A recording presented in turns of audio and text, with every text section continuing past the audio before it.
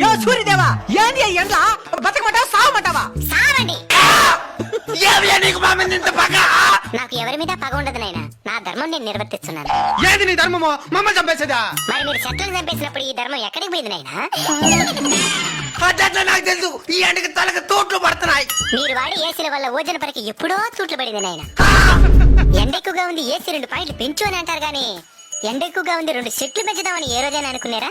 అంటే అది చెరువులు కూడా ఎండిపోతున్నాయి స్వామి. నీళ్ళుండాల్సిన చెరువులో నిలువెత్తి బోడాలుంటే ఎవరేం చేస్తారు నాయనా? అడవులు కూడా ఎండిపోతున్నాయి స్వామి. మరి అక్కడే కదా నేను అపార్ట్మెంట్లు కట్టాల్సిందే. స్వామి ఈ ఎండ నుంచి బయటపడేదానికి ఏదైనా మార్గం చెప్పు స్వామి. వృక్షో రక్షిత రక్షిత. చెట్లను మీరు కాపాడితే అవి మిమ్మల్ని కాపాడతాయి. తప్పకుండా నాటి కాపాడుతాం స్వామి. స్వామి ఇంక మిఠాని ఈ ఎండలు తగ్గినా?